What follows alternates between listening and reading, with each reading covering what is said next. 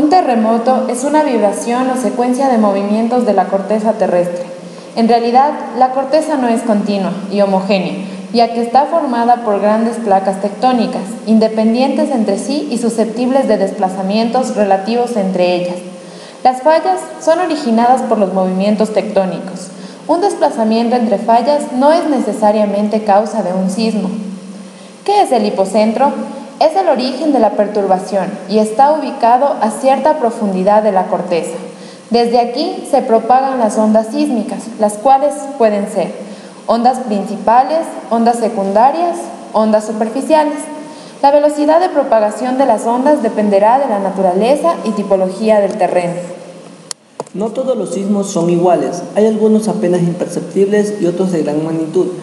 Su caracterización se hace con escalas de magnitud e intensidad. La escala de intensidad más conocida es la de Mercalli y define un sismo en función de los daños que causan sobre construcciones y estructuras. Su rango está entre 1 y 12. La escala más científica se basa en la caracterización de la magnitud de las ondas sísmicas. La más conocida es la de Richter. Básicamente mide la amplitud de onda. Se puede decir que es una medida de la fuerza de un terremoto. Su rango oscila entre 2 y 6.9.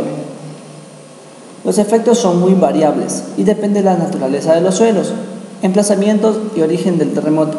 Algunos de ellos son destrucción de construcciones y estructuras humanas, corrimiento de tierras, licuefacción del suelo, tsunamis. Aunque no sepamos cuándo puede ocurrir un terremoto, sí sabemos dónde. Es más probable que ocurra. Sus características, intensidad y magnitud mediante mapa de riesgo sísmico. Para la ingeniería se utiliza otros parámetros más técnicos y basado en registros de onda sísmica y movimientos del suelo. El seismo es una vibración del suelo conformada por fuerzas horizontales que se aplican a la subrasante que tienen una frecuencia y una aceleración máxima característica. ¿Cómo repercute esa vibración sobre una determinada estructura? La vibración del suelo se transmitirá a toda la estructura. Cada estructura posee una frecuencia propia o natural, determinada por su rigidez y altura a la que vibrará frente a cualquier excitación a la que se someta. Todas las estructuras, incluso las de hormigón armado, son elásticas, es decir, pueden deformarse y moverse, recuperando después la posición inicial. El objetivo inicial del diseño sismo resistente es cuantificar o valorar esas fuerzas, pues resulta extremadamente complicado calcular su valor utilizando solo ecuaciones matemáticas. Las normas sísmicas recurren al concepto de espectro normalizado de respuesta para permitir un fácil cálculo de las fuerzas sísmicas actuantes sobre un edificio, el cual es una gráfica que representa la respuesta que dará una estructura frente a un sismo.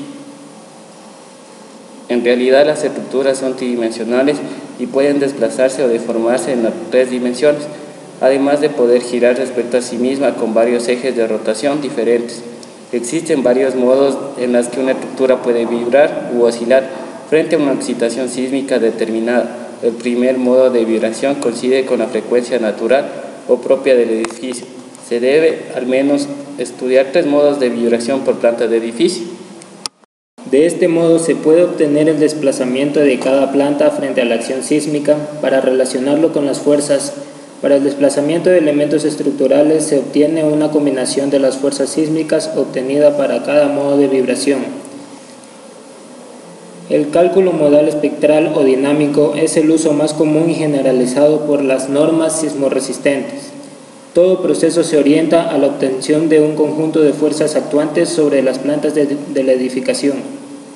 En general, el espectro normalizado de respuesta demuestra que las estructuras tienden a amplificar la intensidad de las fuerzas sísmicas que lo solicitan.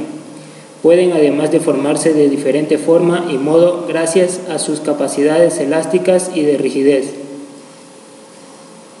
La ductilidad es un coeficiente que representa la capacidad de una estructura para obtener energía sísmica en el rango plástico. ¿Qué cree que es mejor para una estructura en una zona sísmica, la flexibilidad o la rigidez? Una estructura muy flexible puede absorber grandes cantidades de energía en el rango elástico. Después del sismo quedará intacta y todos sus elementos retornarán a su posición de equilibrio sin romperse o deformarse.